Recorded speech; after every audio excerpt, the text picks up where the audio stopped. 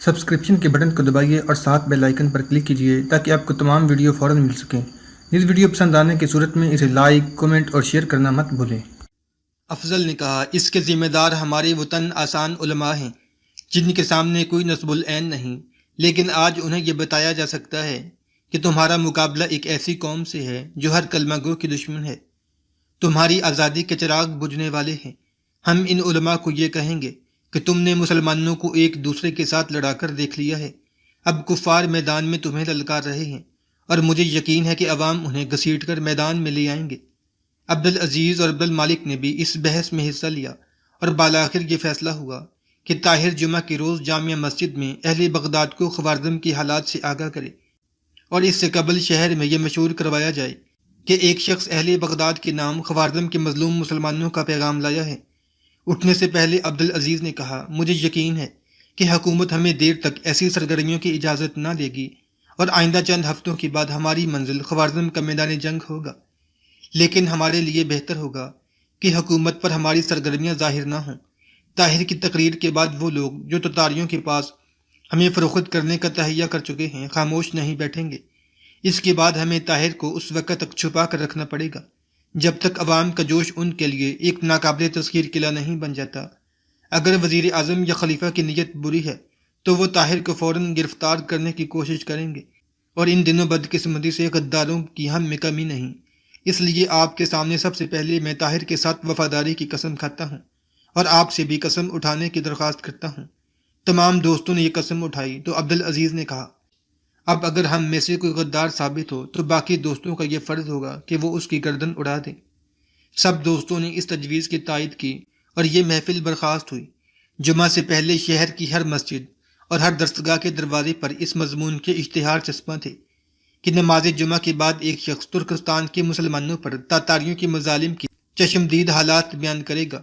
قاضی فخر الدین نے، شہر کے چند باعمل علماء اور مختلف درسگاہوں کے طلباء نے بغداد کی گلیوں اور کوچوں میں پھر کر یہ منادی کر دی تھی کہ بغداد کے مسلمانوں کے نام ترکستان کے مسلمانوں نے ایک پیغام بھیجا ہے، اور یہ پیغام لانے والا وہ نوجوان ہے جس کے باپ نے ہلال و صلیب کی جنگ میں یروشلم پر مسلمانوں کی فتح کا پرچم لہرایا تھا اور صلاح الدین ایوبی کی تلوار بطور انعام حاصل کی تھی۔ جمعرات کی شام کو طاہر کو وزیر اعظم نے اپنے محل میں بلایا اور اس سے سوال کیا کہ تم بغداد کے لوگوں کو کیا پیغام دینا چاہتے ہو؟ وزیر اعظم کے متعلق طاہر کی شبہات ایک بار پھر تازہ ہو چکے تھے، لیکن اس نے تدبر سے کام لینا مناسب سمجھا اور جواب دیا، یہ آپ جانتے ہیں کہ سلطنت خوارزم تاتاریوں کی آخری منزل نہیں۔ انہیں اگر وہاں کامیابی حاصل ہوئی تو ان کی دوسری منزل عراق ہوگی۔ ممکن ہے کہ دولت عباسیہ کے ساتھ چنگیز خان کے دوستانہ تعلقات قائم رہیں، لیکن کمزور کے لیے طاقتور کی دوستی کا بھروسہ حماقت ہے۔ اس لیے میں چاہتا ہوں کہ ہم برے سے برے حالات کے مقابلے کے لیے تیار ہو جائیں۔ میں بغداد کے سوئے ہوئے مسلمانوں کو بیدار کرنا چاہتا ہوں تاکہ اگر دشمن آ جائے تو وہ کم از کم اپنے گھروں کی حفاظت کے لیے تیار ہوں۔ تم نے مجھے اس دن کیوں نہ بتایا کہ تم جامع مسجد میں تقریر کرنا چاہتے ہو؟ اس وقت یہ بات میرے ذہن میں نہ تھی۔ اگر میری جگہ ہوتے تو شاید ایسے معاملات میں کسی سے مشورہ لینے کی ضرورت محسوس نہ کرتے۔ مجھے ڈر ہے کہ تم خلیفہ کے متعلق کوئی گستاخی نہ کر بیٹھو، لیکن میں اس کے برعکس یہ سمجھتا ہوں کہ اس تقریر سے خلیفہ اور آپ کی بہت بڑی خدمت سر انجام دوں گا۔ طاہر نے وزیر اعظم کے اصرار پر وہیں کھانا کھایا۔ دسترخوان پر قاسم بھی موجود تھا۔ اس نے بے توجہی سے خوارزم کے متعلق چند سوالات پوچھے، اور جب طاہر وزیر اعظم سے رخصت ہوا تو قاسم برآمدے تک چھوڑنے کے لیے آیا۔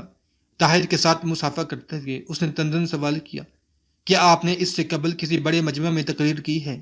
میں صرف ایک سپاہی ہوں، طاہر نے مسکراتے ہوئے جواب دیا۔ محل سے باہر عبدالعزیز اور عبدالمالک نہایت بے چینی سے طاہر کا انتظار کر رہے تھے۔ عبدالعزیز نے اسے دیکھتے ہی کہا، آپ نے سخت غلطی کی، ہمیں ڈر تھا کہ وزیر اعظم آپ کو خطرناک سمجھ کر حراست میں نہ لے لے۔ طاہر نے کہا، ڈر تو مجھے بھی تھا، لیکن مصلحت اسی میں تھی کہ میں انہیں کل تک اپنے متعلق غلط فہمی کا شکار نہ ہونے دوں، ورنہ مسجد کے دروازوں پر پہرا لگا دیتے۔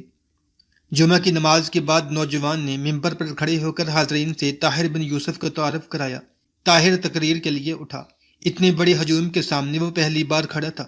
قرآن مجید کی چند آیات کی تلاوت کے بعد اس نے جھجکتے ہوئے تقریر شروع کی۔ بغداد کے لوگ آئے دن مناظروں اور جلسوں میں بڑے بڑے جادو بیان مقررین کی تقریریں سن چکے تھے۔ تھوڑی دیر وہ بے توجہی سے بیٹھے رہے اور آپس میں کانا پھوسی کرنے لگے۔ اس جلسے میں ایسے لوگ بھی موجود تھے جو بغداد کی سب سے بڑی مسجد کے ممبر پر کسی اجنبی کا کھڑا ہونا اپنی توہین سمجھتے تھے۔ ایسے عوام بھی تھے جو یہ محسوس کر رہے تھے کہ کاش آج بھی کوئی مناظر ہوتا۔ ایک مشہور عالم نے نہایت بھولے انداز میں اٹھ کر کہا، آپ براہ کرم بیٹھ جائیے اور شخص کو بولنے کا موقع دیجیے جو ترکستان سے آیا ہے۔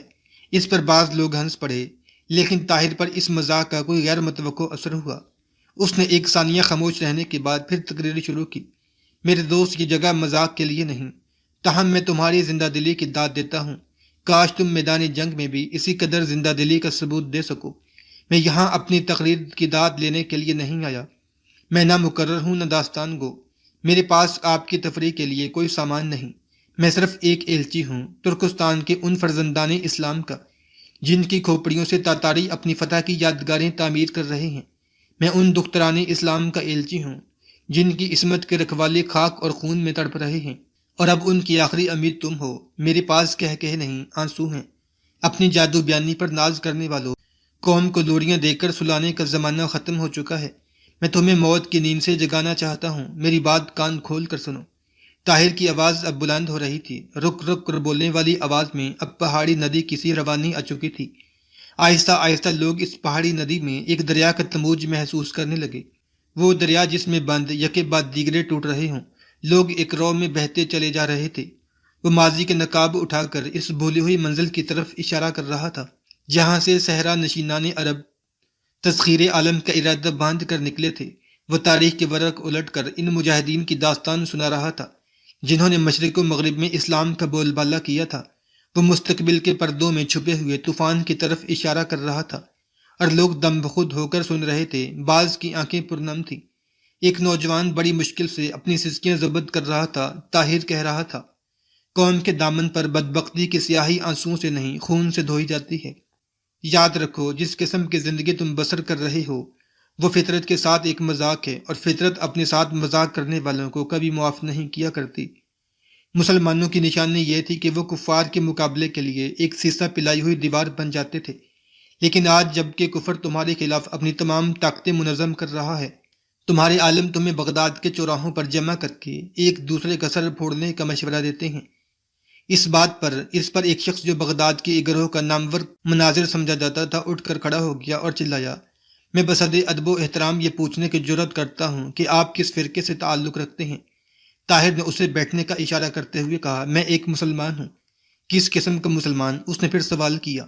طاہر نے جلا کر جواب دیا، تم 300 سال سے مسلمانوں کی قسمیں گن رہے ہو، لیکن آج تک اصلی اور نقلی، سچے اور جھوٹے کا فیصلہ نہیں ہو سکا، اور اس کی وجہ یہ ہے کہ تم دوسروں کو اسلام کی کسوٹی پر نہیں پرکھتے، بلکہ تم میں سے ہر ایک نے اپنے لیے علیحدہ علیحدہ کسوٹیاں بنا رکھی ہیں، اور ان کسوٹیوں پر تمہاری اپنی ذات کے سوا کوئی پورا نہیں اترتا۔ میرے عزیز، ہو سکتا ہے کہ میں ایک کم علم آدمی ہونے کی صورت میں تمہاری طرح نہ سوچوں، خیالات کی پر لگا کر تمہارے ساتھ بلند فضاؤں میں پرواز نہ کر سکوں، اور دوسروں کا ایمان پرکھنے کے لیے جو کسوٹی تم نے بنائی ہے میں شاید اس پر پورا نہ اتر سکوں، اور میری طرح اور بھی لاکھوں مسلمان شاید اس کسوٹی پر پورا نہ اتر سکیں۔ لیکن اگر تم خوارزم کے کسی میدان میں میرے ہم رکاب ہوتے اور وہاں یہ سوال کرتے کہ میں کس قسم کا مسلمان ہوں، تو میں تمہیں یہ جواب دیتا کہ سامنے چند قدم پر مومن کے ایمان کی کسوٹی موجود ہے۔ اگر میں کفار کے تیروں کی بارش میں مسکرا سکوں، ان کی تلواروں کے سائے میں کلمہ پڑھ سکوں، اگر موت کا ہاتھ اپنی شہرہ کے قریب دیکھ کر میرے پاؤں متزلزل نہ ہوں، تو سمجھ لینا کہ میں مسلمان ہوں۔ اگر میرا جسم کفار کے گھوڑوں کے پاؤں تلے روندا جا رہا ہو، اور وقت موت میں بھی میرے منہ سے یہ دعا نکل رہی ہو کہ یا اللہ اپنے محبوب کی امت کا جھنڈا بلند رکھیو، تو سمجھ لینا کہ میں ایک مسلمان ہوں۔ میرے بھائی، برا نہ ماننا، مومن کے ایمان کی کسوٹی وہ نہیں جسے تم ہر روز بغداد کے چوراہوں میں رکھ کر بیٹھ جاتے ہو۔ نہیں، مومن کے ایمان کی کسوٹی میدان جہاد ہے، جہاں ہر مسلمان کے خون کا رنگ سرخ ہوتا ہے، خواہ وہ سنی ہو، خواہ شیعہ، خواہ حنفی ہو، خواہ مالکی، خواہ آپ جیسا روشن خیال عالم ہو، خواہ میرے جیسا کم علم۔ دارالامن میں اگر تم لوگ 1000 سال اور بھی مناظرے کرتے رہے ہو تو بھی یہ ثابت نہ کر سکو گے کہ کون جھوٹا ہے اور کون سچا۔ لیکن میں نے فوکند میں اپنی آنکھوں سے دیکھا ہے کہ ایک فرقے کا مسلمان دوسرے فرقے کے مسلمان کے لیے ڈھال تھا۔ حملے کے وقت ان کا نعرہ ایک تھا، شہادت کے وقت ان کا کلمہ ایک تھا، وہ سب ایک ہی قسم کے مسلمان تھے۔ ہاں، میدان سے باہر میں نے کئی قسم کے مسلمان دیکھے ہیں، ہم میں وہ بھی ہیں جو یہ کہتے ہیں کہ طاقتور دشمن سے جہاد جائز نہیں، ہم میں وہ بھی ہیں جو دشمن کا نام سن کر بھاگ جاتے ہیں، وہ بھی ہیں جو اپنی ذات کو چنگیز خان کی نظر کرم کا مستحق بنانے کے لیے عالم اسلام کو تاتاریوں کے پاس فروخت کر رہے ہیں۔ اور تمہارے اس شہر میں بھی، جہاں ہر عالم کو دوسرے کا ایمان ناپنے کی فکر ہے، اونچے ایوانوں میں رہنے والوں کی ایک ایسی جماعت موجود ہے جو ترکستان پر تاتاریوں کی یلغار کی حمایت کرتی ہے۔ میرے عزیز اور بزرگوار، شاید مجھے بغداد میں اتنے بڑے مجمع کے سامنے دوبارہ تقریر کرنے کا موقع نہ ملے۔ میری باتیں کان کھول کر سنیے اور میرا پیغام ہر اس شخص تک پہنچا دیجیے جسے قوم کی مستقبل کا تھوڑا بہت خیال ہے۔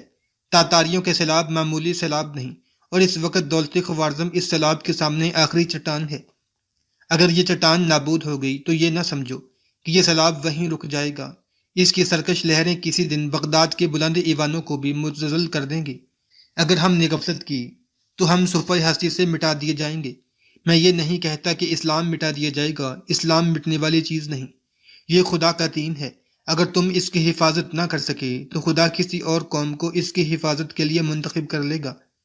یہ ایک ایسا سفینہ ہے جس پر کوئی طوفان غالب نہیں آ سکتا، یہ ہمیشہ تیرتا رہے گا۔ اگر تم خدا کے اس سفینے کو چھوڑ کر دوسری کشتیوں پر سوار ہو گئے تو تم خود ڈوب جاؤ گے اور دوسری قوم اس سفینے پر سوار ہو جاؤ گی۔ تمہاری کامیابی کا راز اجتماعی جدوجہد میں ہے، اور اجتماعی جدوجہد کی ضرورت اس وقت سے زیادہ کبھی نہ تھی جبکہ کفر کی تمام طاقتیں تمہیں صفحہ ہستی سے مٹانے کے لیے تیار ہو چکی ہیں۔ میں آپ کو بتا چکا ہوں کہ بغداد کے اونچے ایوانوں میں رہنے والے بعض لوگ خوارزم کے خلاف تاتاریوں سے ساز باز کر چکے ہیں۔ ایک شخص نے اٹھ کر کہا، ہم ان کے نام سننا چاہتے ہیں۔ طاہر نے جواب دیا، میں صرف سازش کے متعلق جانتا ہوں، ابھی تک کسی خاص شخصیت کی طرف اشارہ نہیں کر سکتا، لیکن اب ہم پر ایسا وقت آ رہا ہے کہ چھپے ہوئے منافقین کھلے بندوں ہمارے سامنے آ جائیں گے۔ سلطنت کے وہ امراء جو یہاں موجود ہیں، میں ان سے درخواست کرتا ہوں کہ وہ خلیفۃ المسلمین کے سامنے صحیح صورتحال پیش کریں۔ اس وقت تاتاریوں کے مقابلے کے لیے خوارزم کا ساتھ نہ دینا خودکشی کے مترادف ہوگا۔ حالات کا مطالبہ ہے کہ خلیفۃ المسلمین تاتاریوں کے خلاف اعلان جہاد کریں۔ اس کے بعد منافقین کو تلاش کرنے کی ضرورت نہیں رہے گی، وہ خود بخود میدان میں آ جائیں گے۔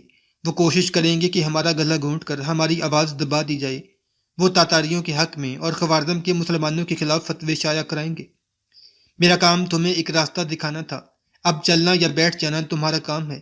اگر تم منظم ہو جاؤ تو مجھے یقین ہے کہ خلیفۃ المسلمین جو آنے والے خطرات سے بے خبر نہیں، فوراً اعلان جہاد کریں گے۔ سر دست میں یہ کہنے کے لیے تیار نہیں کہ بغداد میں سے وہ کون ہیں جو تاتاریوں کے ساتھ ساز باز کر رہے ہیں۔ اس سے قبل میں خلیفہ اور وزیر اعظم کی طرف سے کسی اعلان کا انتظار کرنا ضروری سمجھتا ہوں، اور مجھے یہ امید ہے کہ یہ اعلان جہاد کے متعلق ہوگا، ورنہ میں وثوق سے یہ کہہ سکوں گا کہ بغداد میں عالم اسلام کے سب سے بڑے دشمن کون ہیں۔